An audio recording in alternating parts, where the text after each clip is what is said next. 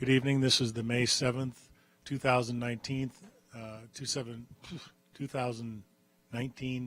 Planning and Zoning Commission, City of Inglewood. It's 7:05. Please call the roll. Mr. Kenton? Here. Here. Tina? Here. Ms. Marshall? Here. Ms. Brown?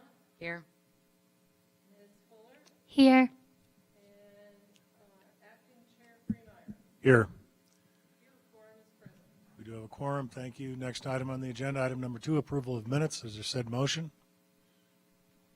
Motion to approve the minutes. I second. We have a motion and second. Any discussion? Seeing none, Chair would entertain a motion to approve. Mr. Kenton? Aye. Ms. Marshall? Aye. Ms. Brown?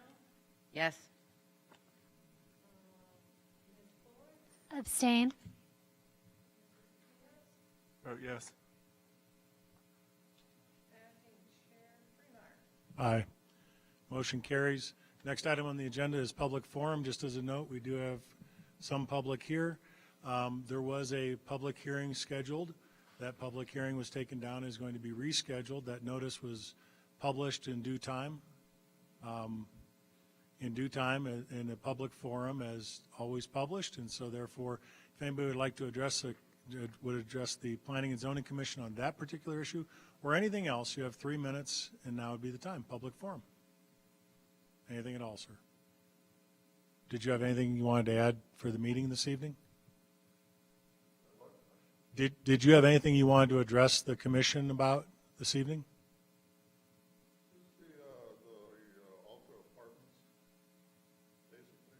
Okay, the Alta Apartments. What would you like to tell us about that, sir?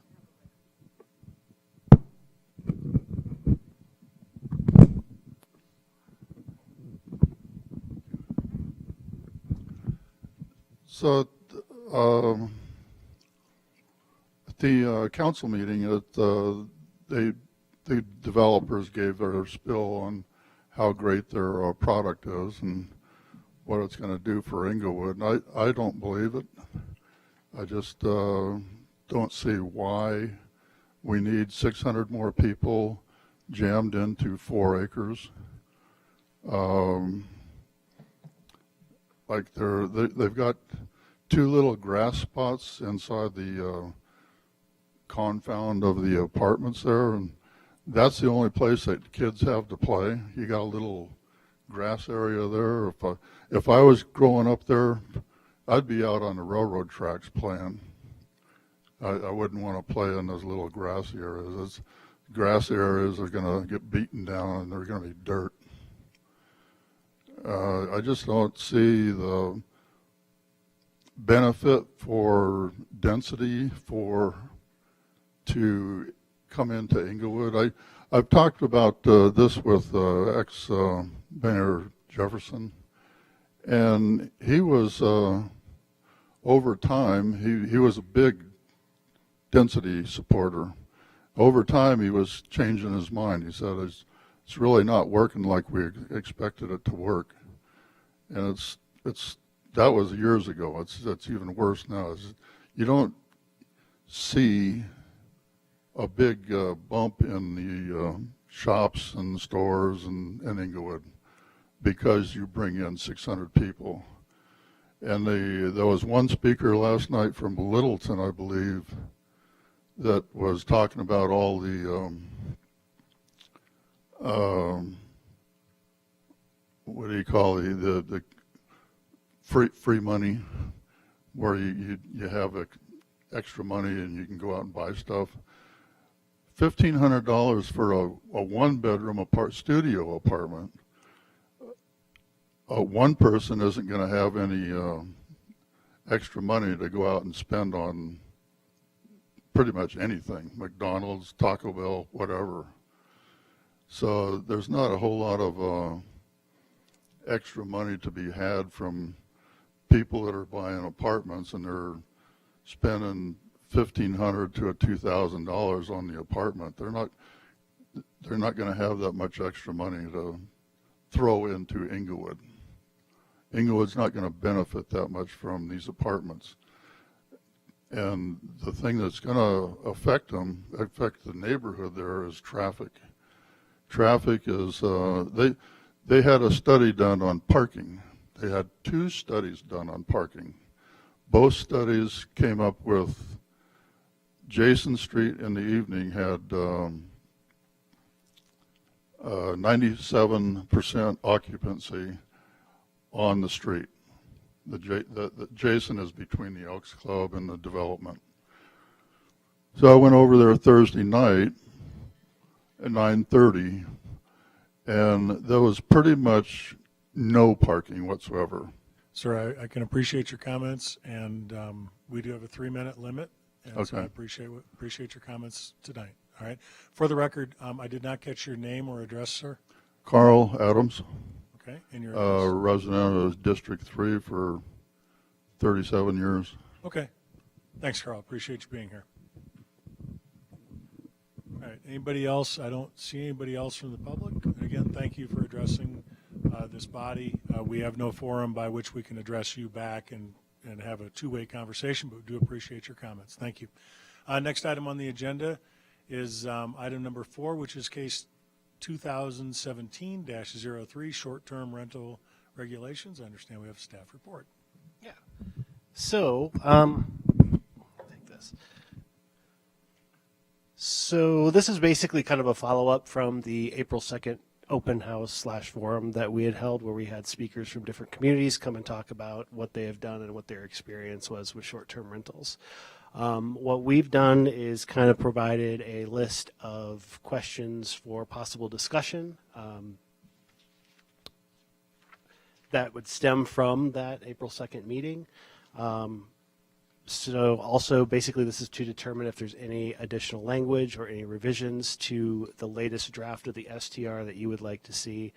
And then finally, if everyone is comfortable, move forward with scheduling a public hearing for the STR regulations.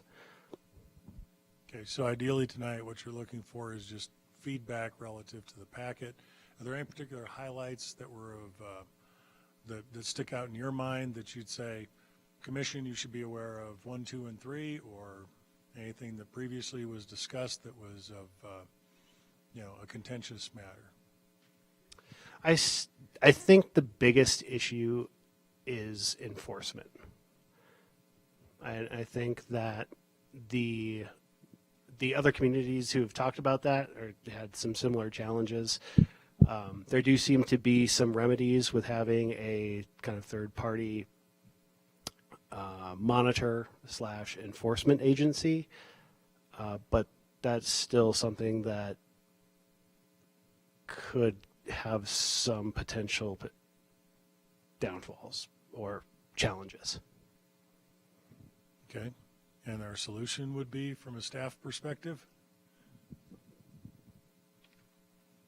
So, in my personal opinion, my experience in other jurisdictions with short-term rental monitoring agencies has been more effective than leaving the enforcement to staff or code enforcement. Basically, the STR helper that I've worked with did a very good job of what they said they were going to do. They did a good job of monitoring the short-term rentals that were existing, any new ones that were popping up, any ones that were popping up that needed to be permitted, and also in terms of getting complaints and starting the enforcement process by sending out letters of violation, notices of violation, things like that. And it basically being the starting point for enforcement for STR issues. Okay. So with that, we have a number of items before us tonight regarding this, please. I have a couple of things I'd like to add to items for consideration.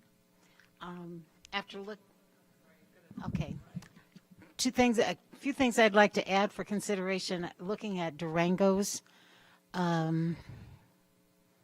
regulations. They address density and spacing, which I don't think we talked about, and it's worth looking at what they've done to see if that's something we want to consider.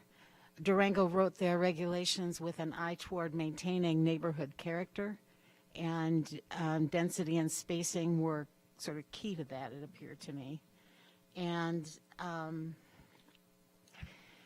I took extensive notes at the forum.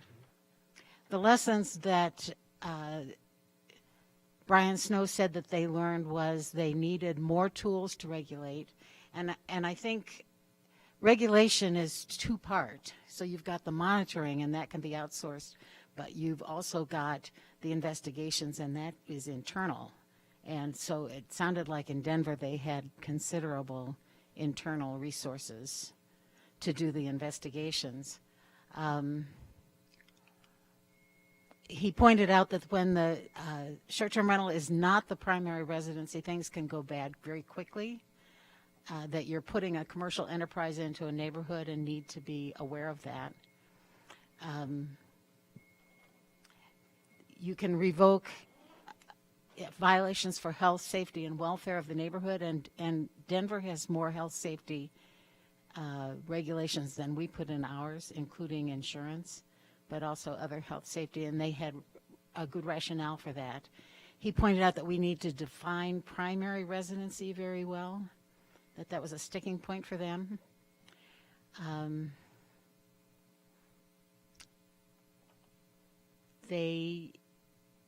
And you need to define the penalties, because that made a big difference in the enforcement. And then the last thing he said, that it would be a failure on Englewood's part to not have, considering the tools we have, to not do this well and to catch the bad actors, that's the whole point that we have, is to be able to catch the bad actors, because when short-term rentals are done well, they're a great thing, but when you've got bad actors that you can't regulate, they can really be very detrimental to the city. Appreciate that. Anybody else care to add any additional comments On the whole thing, or just this? on the whole thing? Oh, And then okay. figure we'll I give it just back had to a- staff. You'll have a chance to consider your comments. What is the purpose of a floor plan? I know that, I just don't remember us discussing the need for a floor plan. And Can you, what I'm on page 1, under the application submittal requirements, okay. and we have item 6 and 7, a scale floor plan of the SCR, including all levels, and a scale plan for the property, showing all parking areas. And then later on, we say that they can park on the street. So just, I don't recall Yeah. our rationale was for that. So the floor plan was kind of twofold. That was to let staff know exactly how many rooms and Okay. where the rooms are that they're going to be renting out. Okay. And also for something that they would be able to include in the rental for rentees to look at for basically life safety issues. Okay. That makes sense. And then in regards to the parking area, we just want to see where they're parking. If they're going to if they're able to park on site, or if they're going to be utilizing some on-street parking. We just get a better idea of what their plan is. From a staff, Oh, sorry. no, go ahead. No, go ahead. Because I was going to go on. Floor is yours. H, on page 3, a multifamily dwelling with a single owner or apartment complex comprised of rental units may not be utilized as an STR. Are we defining a duplex as multifamily?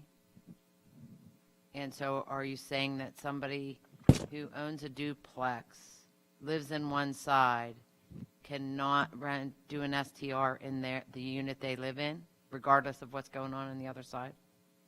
I do believe that's the consensus that we came to. Okay. Okay.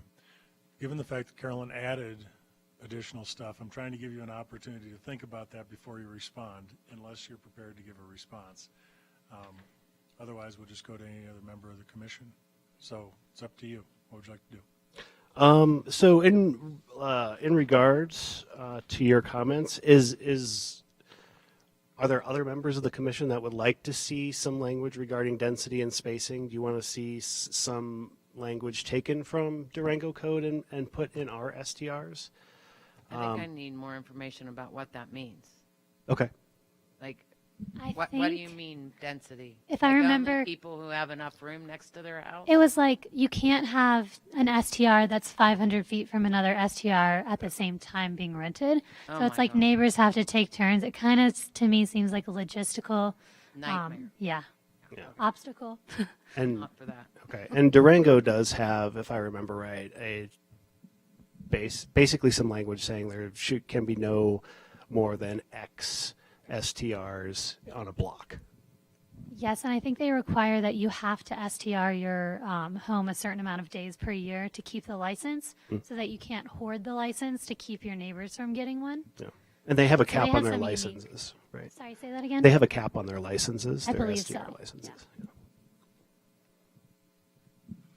So does that mean that in Durango's code,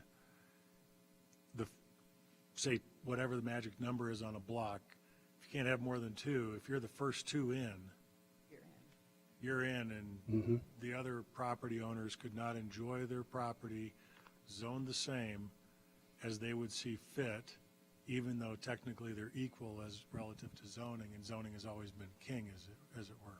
Yeah, that's how I understand the regs. Interesting. That'll be interesting to see where that one falls in the court system. Yeah. Just curious. Daryl. I think there's some good points made, but on the other hand, specifically for the issue with Durango, obviously Durango and Inglewood are quite different in terms of demand for these type of units. So I think it's kind of a different animal. I don't think we would need to regulate this in the same way as far as this specific issue. Okay, fair enough. Any other comments regarding this before we go back to answering the initial additional points? Anybody? Okay. Carolyn, back to you. I'm also wondering, the panel made me reconsider our decision to not include multifamily. And I'm just wondering if anybody else sort of reconsidered that hearing the panel discussion. I always thought we should allow them in multifamily, so. I've always thought it was fair to allow it if you had your landlord's permission. For me, it made me reconsider whether ADUs should be allowed as short-term rentals. I think before the forum, my position was that they shouldn't be allowed, and the feedback that we got from Denver is that that's one of the best places to have short-term rentals because the owner of the property is there and more likely to keep things in control. Daryl, any opinion? I don't have a strong opinion in one way or another. I would consider both multiple units and ADUs. Okay, I appreciate that. I always fall to the notion of if somebody has zoning, whatever that zoning is, and it's equivalent to what the neighbor has, we should be, if we're going to allow it in a particular zone, we allow it to all things in that particular zone across the entire city. I mean, they're very difficult to differentiate. We like these neighbors more than those neighbors, or we don't like those as much as others. So it does come down, for me anyway, of a position of zoning. Okay. So any other answers relative to the questions that were originally presented? In terms of providing penalties in this, what would you like to see in terms of language if we were to include that? Isn't that an enforcement decision? Is that our decision? That's a good question. I don't know if that would be. I don't think that's ours. I think you make a good point. Ours, we could make a recommendation if we felt strongly about a penalty one way or the other, but in terms of penalties levying fines or assessments, that's a city council issue to be, Okay. yeah, and a court issue, which has nothing to do with us. The notion that we would say there should be penalties is within our purview. The notion of what those penalties should be is not. I would like to see us actually, given Denver's insistence on the importance of enforcement and penalties, recommend to city council when we do this that enforcement be adequately staffed to be able to maintain what it is that we do decide on. I mean, I know that. Yeah. I mean, I just want to say it. I appreciate that, but that's going to require a decision of the city council. Right. So we'll see how that goes. What other questions have we missed that Carolyn originally presented? Ma'am, I can see you back there. We have no mechanism by which, under our published agenda, to accept public forum at this time. I appreciate the fact you'd like to add something. I just can't do it. Nope. I can't recognize you, and I appreciate you raising your hand. I have no forum in which to do that without being in violation of published agenda rules. Okay, so I appreciate that, but I'm going to save you a lot of exercise for your left hand. Relax. We can talk after the fact. We can talk after the fact because the law precludes us from addressing those issues and or those bodies which are not recognized within the code. And so there's where we are. So I appreciate we can talk after the fact. Staff.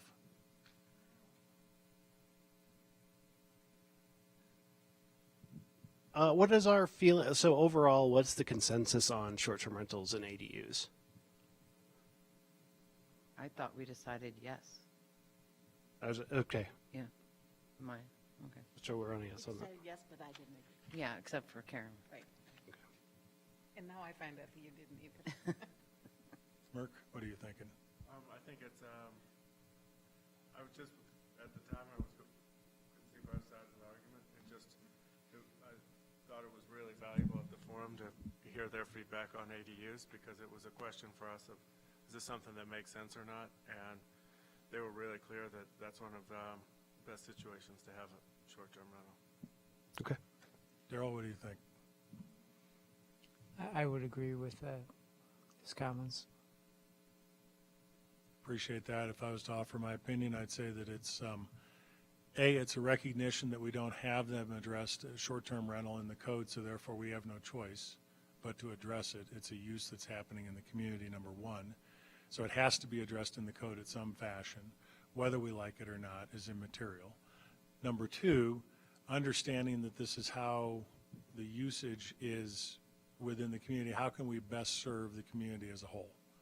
And so without creating something where, you know, we have the short-term rental police, what comes to mind is very much a, Saturday Night Live skit from years ago. The mattress tag police. How do you figure out whether they pulled the mattress tag or not?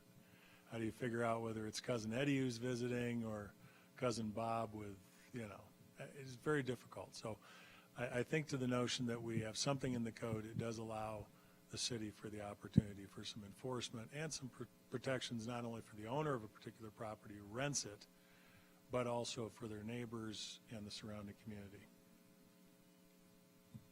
What other questions do we have on the docket regarding this? So another one would be that in the past we have discussed about not allowing them in multifamily units, and we kind of touched about that. But I just want to ensure that everyone is comfortable with short-term rentals being housed in a primary residence only. In effect, that if you are a landlord of a property, you cannot sub-rent a short-term rental. If you are not the primary resident, Allowed to, a long-term renter cannot have a short-term rental in a single-family home, correct? Mm-hmm. Right, okay. I thought that's where we landed. That's kind of where we landed before. Have we Yeah. changed? I haven't. You're good with where you landed? Mm-hmm. Okay. Good? I've always been where I'm at, but I know everyone else has a different opinion. That's fine. That makes sense. So I think that as long as there was a landlord allowing it, like there could be a case where you're a short-term or a long-term renter, and maybe you're like, you have a job that's taking you out of the state for a month, and you want to short-term rent it. I don't want to lock those people out, but I also know I'm in the minority. So if it's not going to be agreed upon, it might not even be worth discussing. If that makes sense. But a short-term rental, by definition, is 30 days or less, so. So, like, allowing somebody who has a 12-month lease to rent out their apartment for a week or 2 or 3 or less than 30 days. That brings a, so I read the New Orleans material, and they make a distinction between what they call accessory use and temporary use, temporary short-term rentals and accessory short-term rentals. And it's kind of, Eric, maybe you can summarize it, because it's a little hard to get my brain around it sometimes, but the renting out your, if you're leaving home and renting out your home, that's temporary use. But having an ADU, you're living on the property, having an ADU or an apartment in your home, and you're there and you rent it, that's accessory use. And so New Orleans made a distinction between those two and sort of had different ways that they handled short-term rentals based on those two uses. Just for kicks. Interesting. Right. Mark, where are you on the issue? On the multifamily language that we have in the code, that we were just talking about, that for the same reason that with the ADUs, where if the owner of the property is on site, and if it were a duplex, and they lived on one side and wanted to rent out the other side as an ADU, that to me doesn't seem like something that we should prohibit. So if the owner owns a duplex or a triplex and wanted to have one or two of the other units as a short-term rental, that doesn't seem like a problem to me. But then that would allow them to use it solely, an entire residence solely as a short-term rental. So it would be only short-term rentals. Oh, okay. Yep. Yeah. Just looking for consensus here, and some whether we get complete consensus and uniform indication thereof is different than whether we say this is certainly a contentious issue. I'm going to go to Daryl. Yeah, I do see a difference in short-term rental between, renting for a night or two or even a week as opposed to the temporary, 30 days or something like that. But, how we would draw that distinction would be challenging. But that's kind of my thought on it. I don't know if we want to draw that distinction or not. Well, I don't think I thought we had landed pretty cohesively on the fact that no dwelling unit should be maintained solely as a short-term rental. So I guess it's how you define dwelling unit. I think that's true. I think the issue also comes down to if you have, for example, if you have somebody who is highly effective in marketing their attractive property and they always have somebody in bedroom B renting, how is that fundamentally different than somebody, again, one wall away, albeit a different door, could be the same door, renting a unit that's a duplex and they're renting the other side? I'm having difficulty trying to figure it out. To the earlier point, though, to not have unanimity or uniformity in any one particular clause, I think gives council the opportunity to say, okay, they ultimately make the decision. It doesn't hurt if you feel strongly about it. You don't have to acquiesce. That's what I'm saying. So if you say, hey, indicated we're 5-1, it's important for council to know that. Okay. Okay? I did want to add to, maybe we could drop the multifamily language and say long-term rentals are not eligible as short-term rentals. I don't know if that would kind of take care of the whole duplex issue that you were raising. I don't know, because that seems like our ultimate goal is to prohibit that Correct. instead of prohibiting duplexes, but.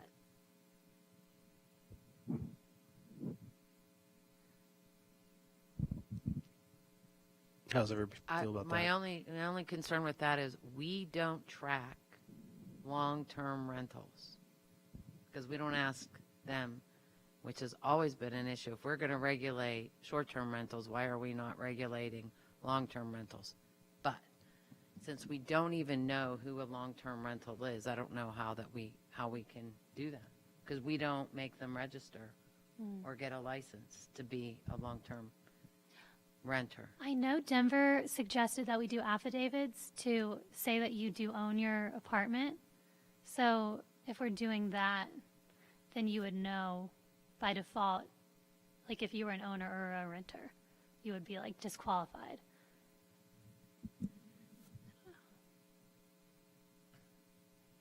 Again, I just think it's an enforcement issue. what level of enforcement are we going to do? Right. You know, knock, knock, who's there?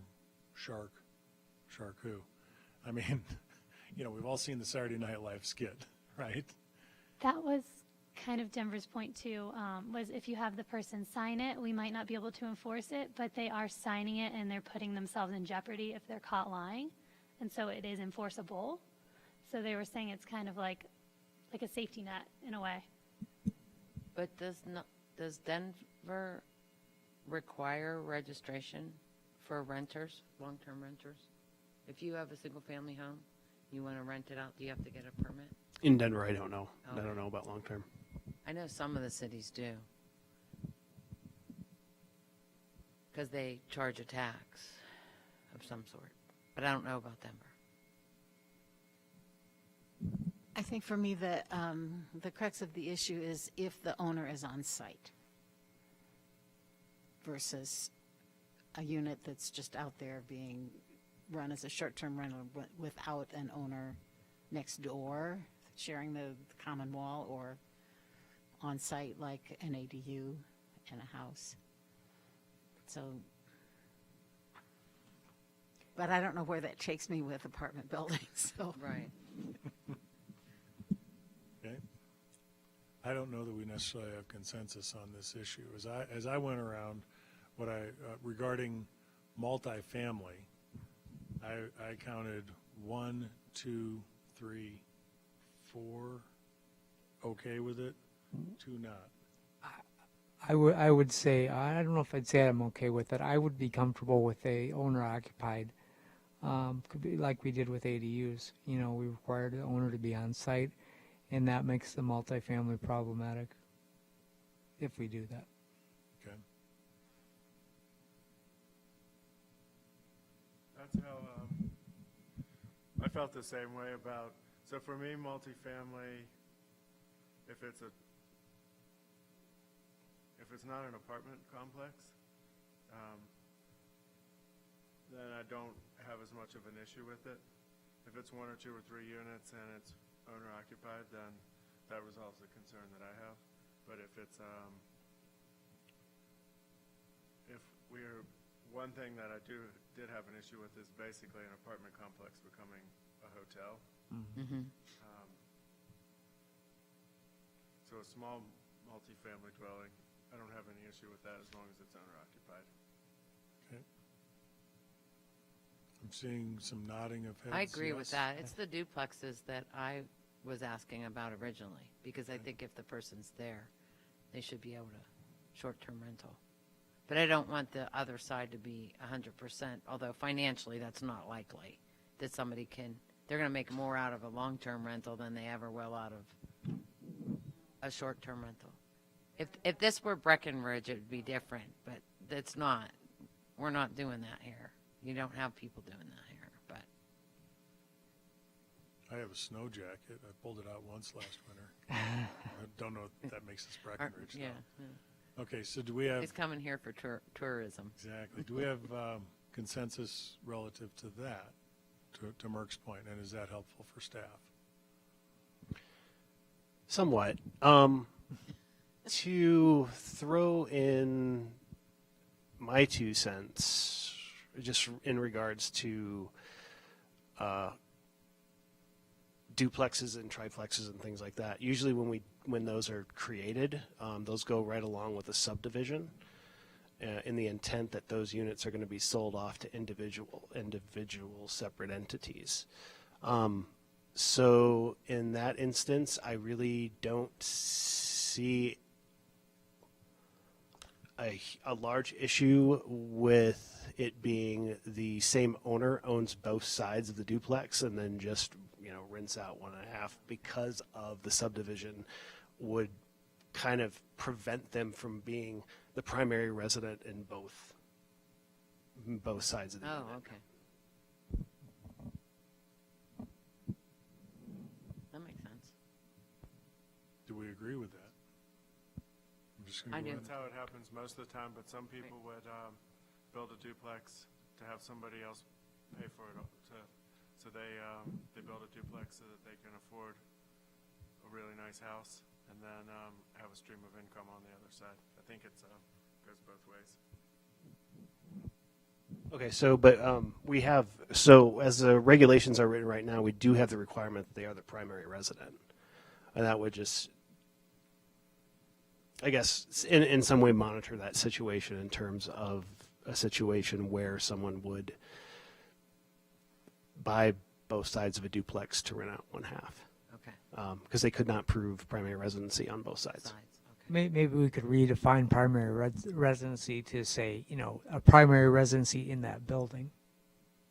Would that solve that problem?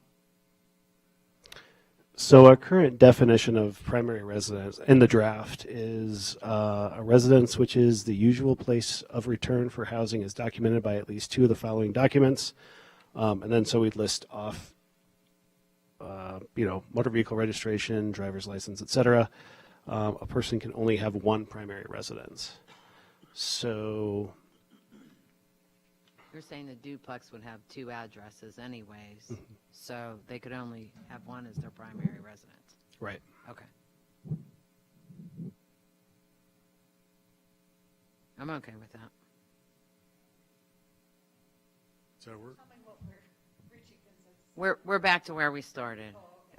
Yes, this has been a large circle. It's been getting bigger, but I think we're coming back. Yeah.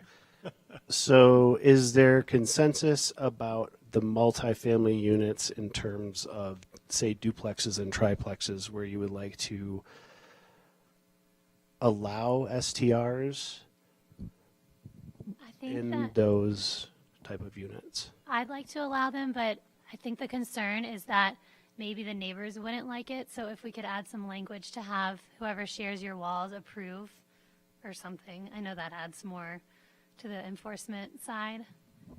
But that seems like the only obstacle to those homeowners renting out their home. Does this language, if I own half a duplex and somebody else owns the other half of the duplex, does this wording in here say neither one of us can have a short-term rental? If that's what that That's how I wording interpret means, it. then I disagree with that. And you're regarding to that H? H. a Right, so it multifamily says a dwelling. multifamily dwelling with a single See, owner. that says or single apartment. owner. Okay. So if that means if one person owns every unit, whether it's a duplex or a triplex, then they could only have 1 as their primary residence. I'm okay with that. I just want to make sure that if I live in a duplex or a triplex and I only own 1 of the 3, I can still have short-term rentals In your side. in right. my unit. Okay. That's all.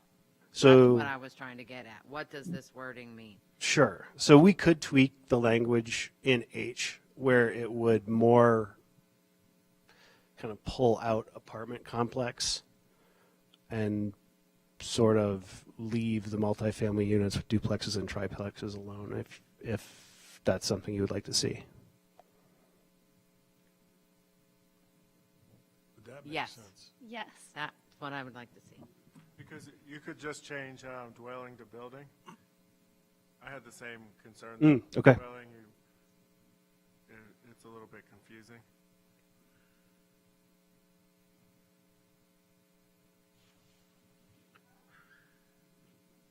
Is there any sort of, just for the sake of discussion, is there any sort of number you would want to restrict multifamilies to at a maximum? All right, you want us to like leave it at triplexes, or would say an 8-unit? I guess that would fall into difficulties with primary residences in that situation as well.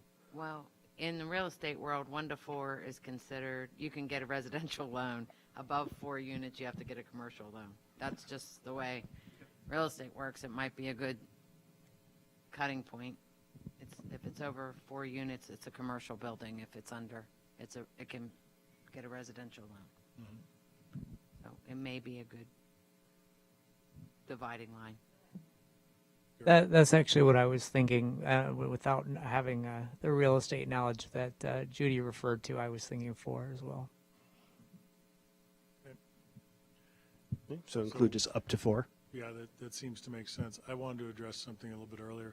There was a mention of if your neighbor on the other side of the wall, to get permission of them. I have visions of a nightmare there. He never, she never liked me.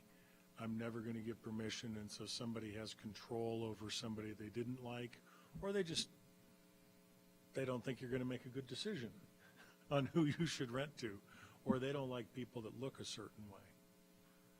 And then that person has control over it, and yet you're responsible for whether you rented to them in a fair and impartial manner under the law. I don't That think was another reason I wanted to make sure we expand on the multi-family so that people can't target it in reverse and find that someone in their townhome is renting it out and they just don't like them, so they report it or something like that. Trying to be proactive about that as well. Right, or they don't like the fact that they're too short or too tall, or Whatever it is. whatever the case is, we don't want to get into that. It's fair and equal housing. It's just, otherwise we got a problem. All right. Anything else?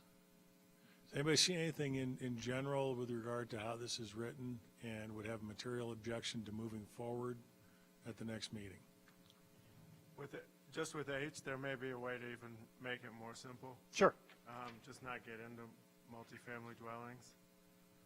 Make the point about apartment complexes, but as long as if you're limiting STRs to a home where it's your primary residence and you own it, it doesn't really matter whether it's 1 or 3 or 4plex, because so that may be a way to just simplify it. So just basically go with saying an apartment complex comprised of rental units may not be utilized as an STR. Mm-hmm. Okay. Works for me. Any other comments? I have a question. I realize I don't have the correct version here. Did we leave in something about requiring insurance? Yes, it's in Okay. there. And the amount of insurance, that's up to a staff regulatory thing, or do we say that?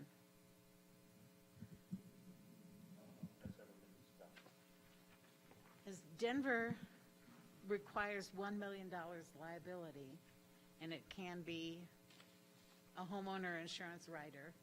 And I don't know if that's a planning and zoning decision or somebody else's. Normally, having run a number of businesses, how you get to whatever that magic number is that somebody dictates is not necessarily within the confines of the original liability. It's typically an addendum or a rider, or it's a separate umbrella policy gets you to whatever that magic number is.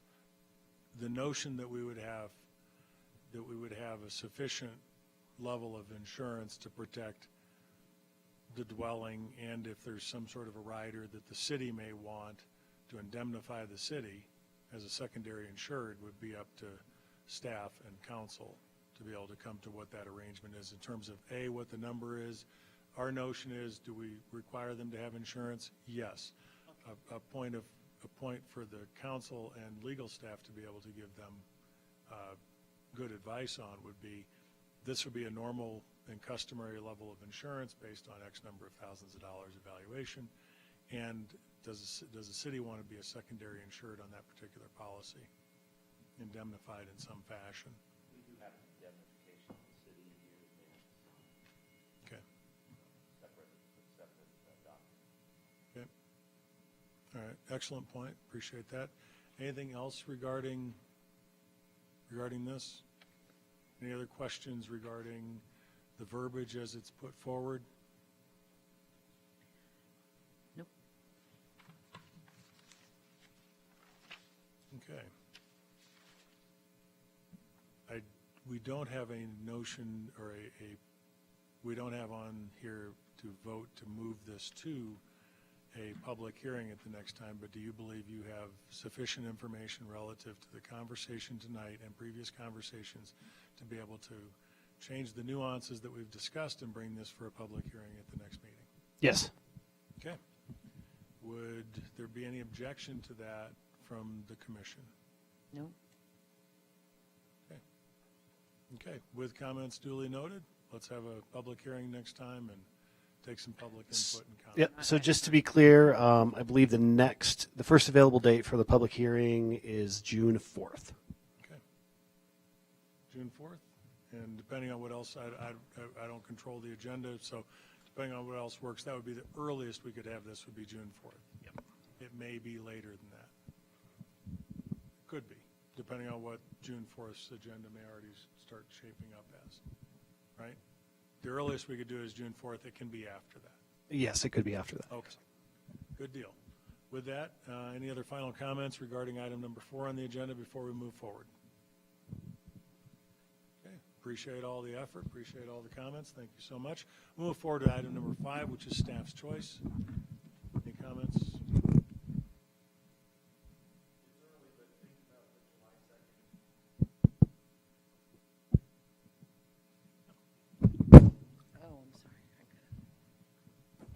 Think about the July 2nd Planning and Zoning Commission meeting, if we're going to have a quorum or not, due to the 4th of July holiday being that week. Just planting that seed early. If you know you're going to be gone, let us know as soon as you can. You're out? Anybody else already know they're out? I'm out. Okay, it's going to be marginal. Yeah. Nancy, could you send a note to have everybody individually respond to that? Thank you, Wade, we appreciate that. Any other information from staff? Okay, I think we're good. We'll move on to item number 6, attorney's choice. Dugan. Excellent. Thank you, sir. All right, commissioners, we'll just go around. Darrell? I don't have anything. Nothing. I got nothing. Wow. I think I'm going to make it uniform. We have nothing more to discuss. With that, we are adjourned. Thank you, everyone, for being here.